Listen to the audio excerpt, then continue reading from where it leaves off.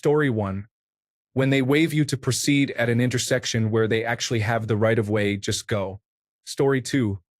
Asks if you need help with a task, then proceeds to ask many questions on how to complete the task, and now you just want them gone. Story 3.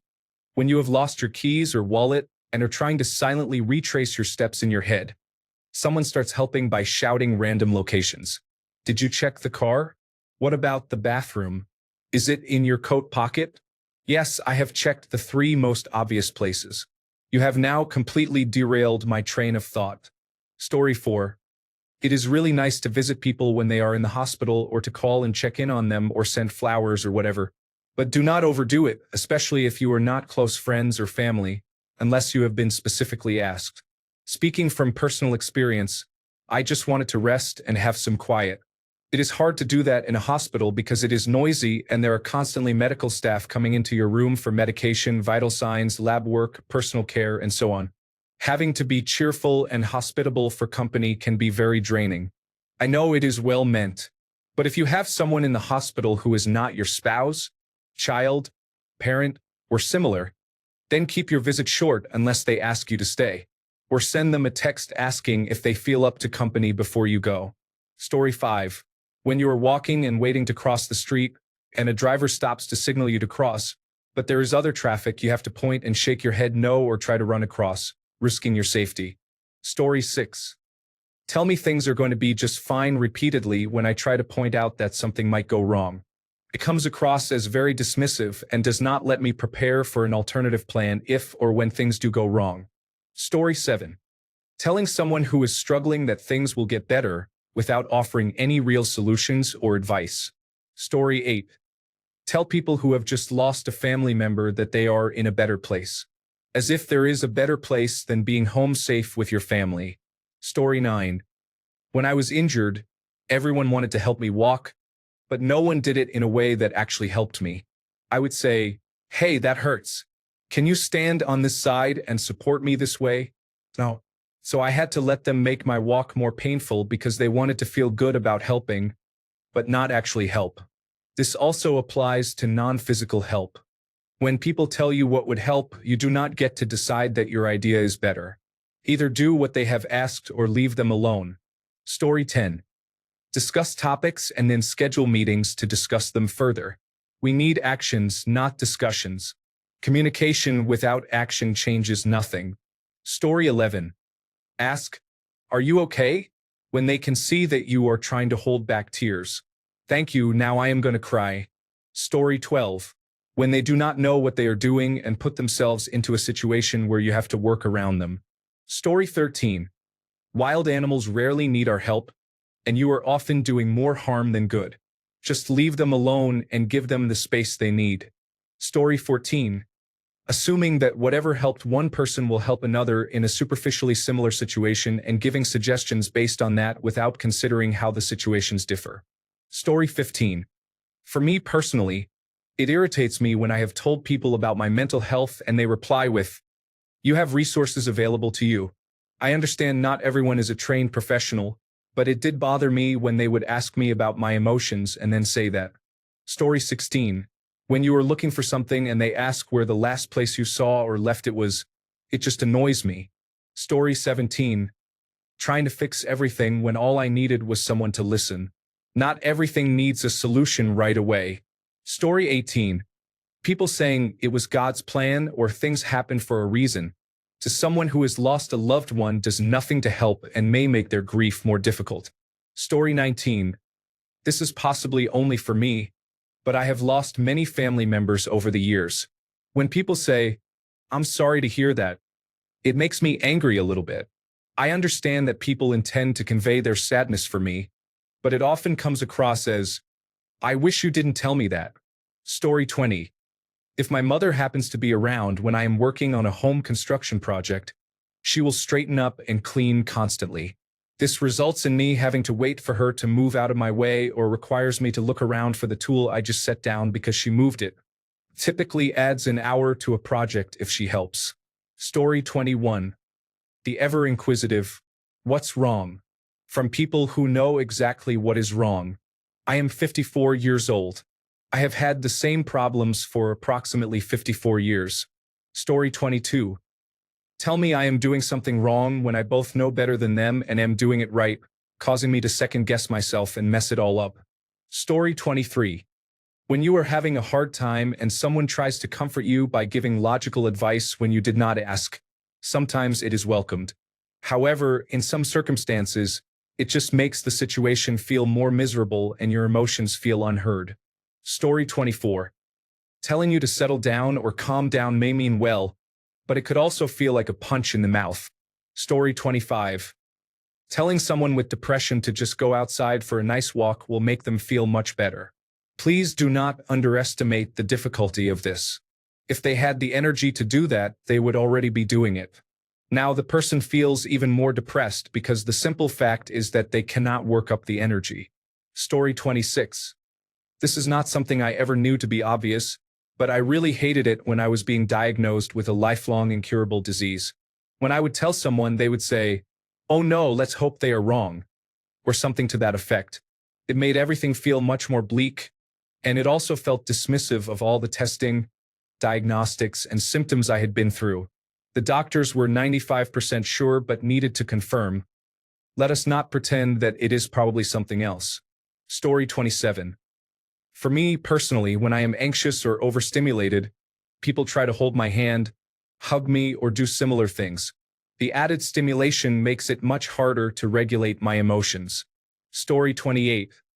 People who go out of their way to teach or correct someone because they cannot stand for anyone to hold the wrong opinion. I worked with a man like this. If you said anything that did not align with what he thought, he would stop the conversation and criticize you until everyone knew you were wrong. He was a condescending person with an overinflated opinion of his intelligence, unable to see when he was wrong. Often, he would give long speeches only to be completely wrong. Story 29. I read a quote somewhere. When a person is drowning, it is not the time to give swimming lessons. Unfortunately, people do that. Story 30. I have a resting serious face, so sometimes I look upset or angry, even when I am having the time of my life. I had a colleague who would randomly blurt out, "Oh my God, are you upset or something?" while I was just zoning out or minding my business.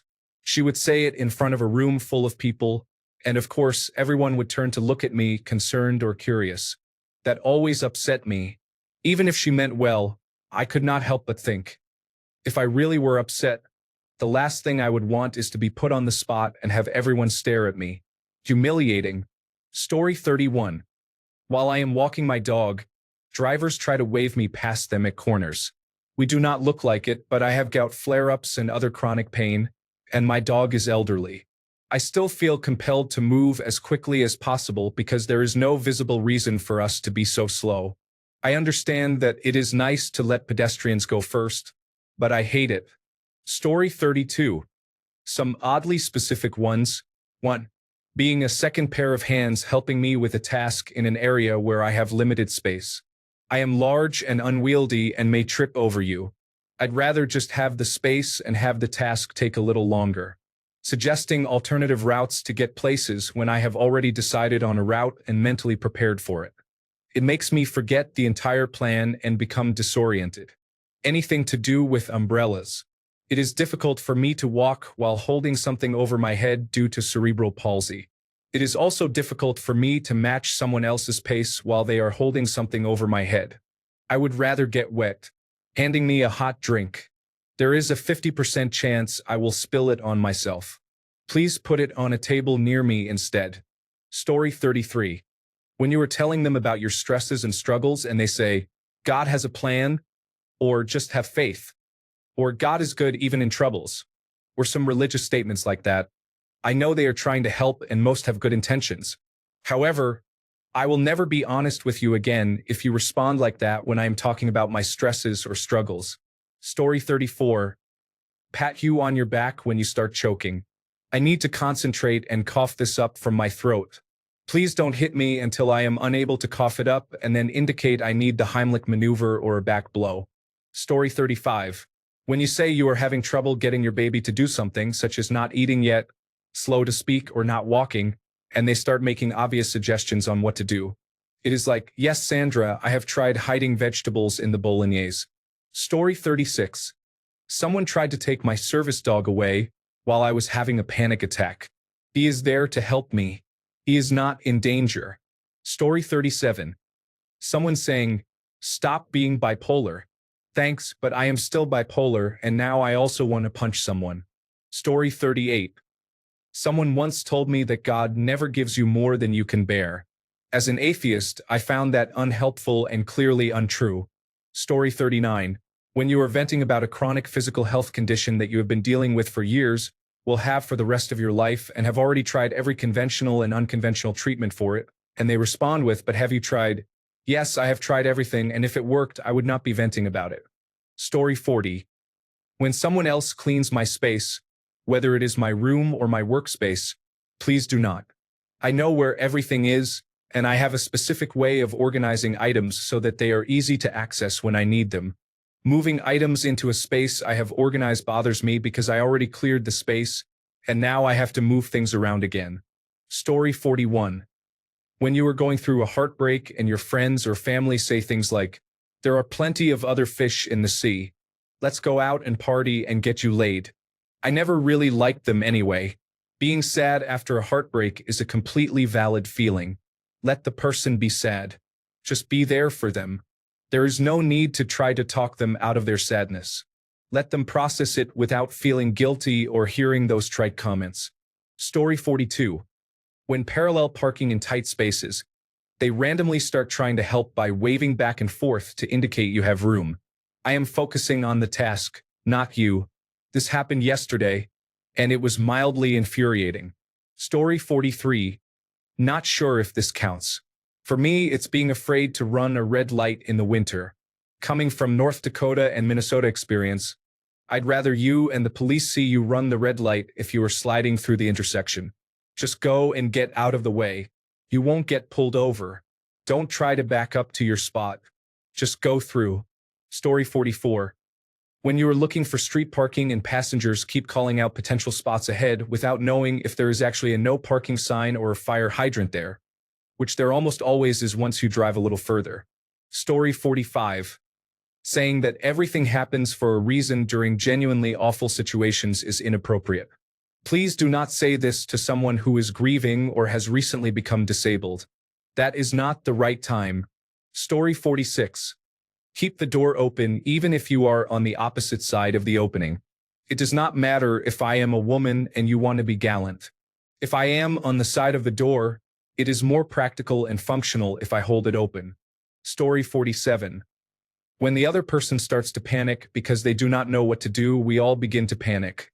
Sometimes it is better to stay away for a moment if you are not sure how to help. Story 48. I live on a busy street, and I hate when people stop at the speed bump 3 houses down to try to let me out of my driveway when there are cars behind them. It is not worth causing an accident. Story 49.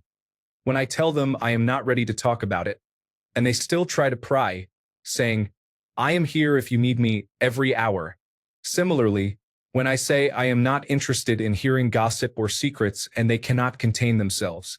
You cannot keep a secret, can you? Story 50. When you are going through a difficult time and you confide in someone only for them to tell others about your situation, the next thing you know, people are calling or texting you to see if you are okay. It has happened to me a few times, and even though I appreciate them checking on me, a part of me does not want others to know my problems or try to get involved. I guess as a man it is that pride thing. I have always been the type to figure things out on my own. Story 51. I remember reading a news story about a teenager having a massive panic attack in public. The sentiment was lovely. Many people stopped to help, which brought a crowd. One person thought the teenager was having a heart attack because some symptoms are similar, and began treating them as if they were, which unfortunately made it worse. The last thing needed during a panic attack is a crowd gathered around, encroaching on personal space. Story 52. Asking me if I tried drinking water when I have a migraine. I have been having migraines for 51 years, and none of the neurologists I have seen in the past 4 decades have ever thought to increase the amount of water I drink. Story 53. Stopping 20 feet away at a door to hold it open for me. Please, I am an able-bodied grown man. It is not rude to go in as the door is closing in front of me. I do not want to interact with you from a distance. Story 54. Other people will do these favors for you, but they will do a half-baked job and it will be done incorrectly, causing more problems. Not long ago, someone else filled in and submitted a form for me with very little effort. Of course, my form was rejected for being incomplete and sent back quickly. This person claimed to be an expert in filling out these forms, saying, "Leave it with me. I'll sort it for you." I ended up having to do it myself as usual. Gathering the correct information for the form took over an hour. How could she not know this? It took her around 5 minutes to submit. I sent her an email telling her that if she wanted to help people, she should actually help them rather than cause problems by not doing a proper job. Story 55. Saying everything happens for a reason when something bad occurs is not helpful. It does not make anyone feel better and actively enrages me. Story 56. Years ago, one of my friends was convinced I was lonely and tried to set me up with one of her friends. It was super awkward, and she would not let it go. It embarrassed both him and me. She thought she was trying to help, but I was not lonely, nor did I need a date with her awkward friend. Story 57. Feeding baby wildlife when you find it. Delayed feeding is almost always better than improper feeding. If it is cold or dehydrated, it can bloat and die. Wrong food can kill it. Formula mix too rich can cause problems. Even when you have the right supplies, you still have to ease them onto it. Just call a rehabber. Story 58. Expressing sympathy without encouraging self-reliance can unintentionally foster dependency. For example, imagine you encounter a person begging on the street and, moved by sympathy, you give them money and continue on your way. While well-intentioned, this act may lead the individual to rely on such handouts, making them dependent on the generosity of others. If, however, the person is physically able, offering them an opportunity to work can empower them to earn their own living and become self-sufficient. Story 59. Your spouse who discards your alcohol down the drain to help you stop drinking. Alcohol withdrawal can be fatal. Thanks a bunch for sticking around till the end of the video. Remember to subscribe, and until next time, stay awesome and goodbye.